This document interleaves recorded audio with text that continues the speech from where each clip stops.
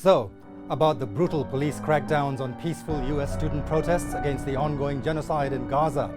Hypocrisy, thy name is America.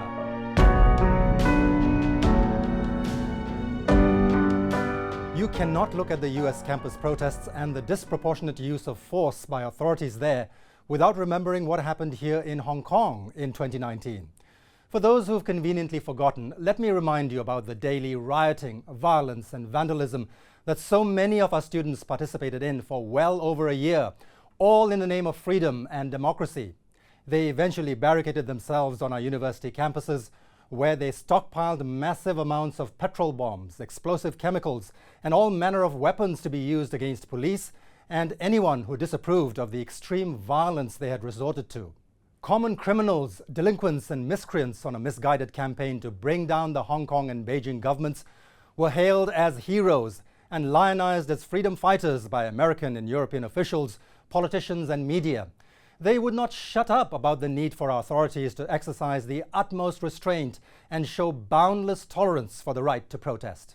They pilloried our police for eventually taking control of the campuses and arresting the culprits, without maiming or killing anyone, mind you.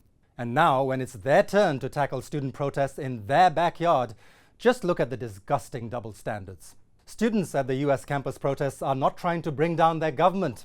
They are not throwing petrol bombs at police or stockpiling explosives. Instead, these youngsters are peacefully demanding an end to Israel's unmitigated massacre of Palestinians in Gaza.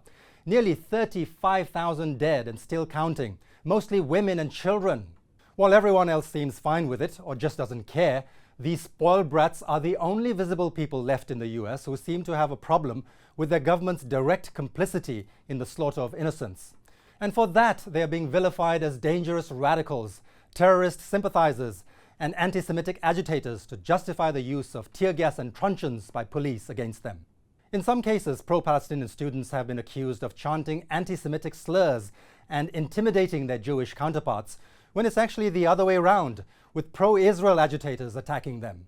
What a twilight zone of a world we live in, where bombing thousands upon thousands of children to smithereens is morally justified, but being repulsed by such gratuitous carnage is unacceptable. Those who oppose mass murder are terrorists, and those who perpetrate it can do no wrong. Let me remind you here of what US politicians said about the Hong Kong campus protests back in 2019 and what they're saying now about their own. 2019, Hong Kong's authorities have turned the place of higher learning into a place of violence by trapping student demonstrators on their own campus. 2024, if the campus police can't do it, the school should bring in local police. If the local police can't do it, then yes, the National Guard should restore law and order. 2019, police continue their assault on universities into the night, making mass arrests and now threatening live fire against largely defenseless students. 2024, expel the students, fire the faculty, send the National Guard. But never mind these human toilets and their bovine feces.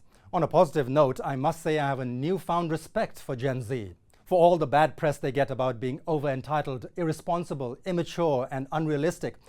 They have proved that at the end of the day, their humanity is intact. Their souls are intact. Maybe there is hope for humankind after all, if they shall inherit the earth. That's more than can be said about the rest of us mature, responsible adults who either don't care about or actually support genocide being live streamed to our TV and mobile phone screens.